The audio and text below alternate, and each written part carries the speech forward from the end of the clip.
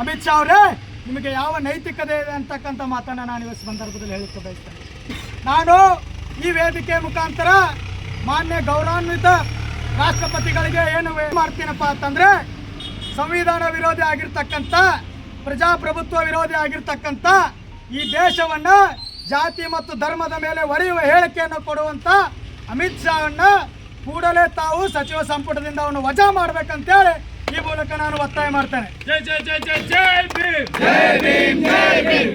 ಯಾವುದು ಇವತ್ತು ಸಂವಿಧಾನ ಅವನ್ನ ಗೃಹ ಮಂತ್ರಿ ಮಾಡಿದೆ, ಬಾಬಾ ಸಾಹೇಬ್ ಅಂಬೇಡ್ಕರ್ ಅವರು ತಾವು ಶ್ರಮಪಟ್ಟು ಈ ಸಂವಿಧಾನ ಕೊಟ್ಟು ಅದೇ ಸಂವಿಧಾನದಿಂದ ಗೃಹ ಮಂತ್ರಿಯಾಗಿ ಇವತ್ತು ನಾಯಿ ಥರ ಬೊಗಳ್ತಾ ಇದೆಯಲ್ಲ ಅಮಿತ್ ಶಾ, ಇದನ್ನೇ ಮುಂದುವರಿಸಿದ್ರೆ ನಿನಗೆ ಸರಿಯಾದ ತಕ್ಕ ಪಾಠ ಕಲಿಸ್ಬೇಕಾಗ್ತದೆ ಅಂತೇಳಿ ಈ ಸಂದರ್ಭದಲ್ಲಿ ಎಚ್ಚರಿಕೆಯನ್ನು ಕೊಡ್ತಾ ಇದ್ದೀನಿ ನಾನು.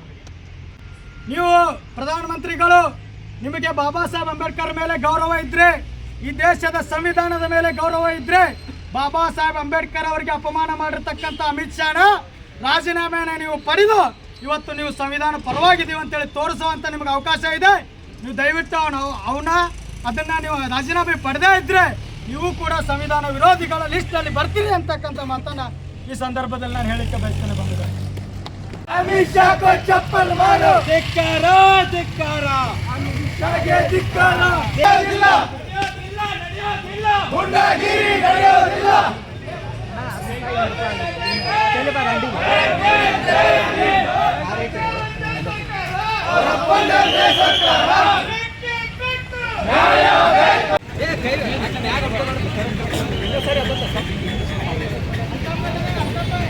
ಹೇಳ್ರಿ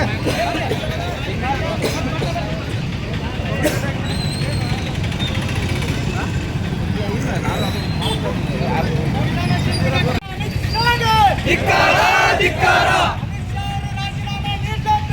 ನೀಡಬೇಕು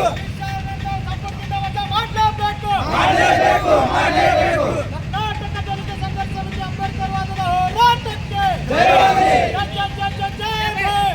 ಭೀಮ್, ಜೈ ಭೀಮ್, ಜೈ ಭೀಮ್, ಜೈ ಭೀಮ್. ಬಾಬಾ ಸಾಹೇಬ್ ಅಂಬೇಡ್ಕರ್ ಅವರಿಗೆ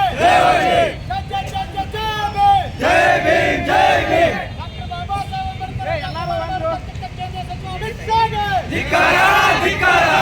ರಾಜೀನಾಮೆ ನೀಡಲೇಬೇಕು ನೀಡಲೇಬೇಕು. ಜೈ ಭೀಮ್.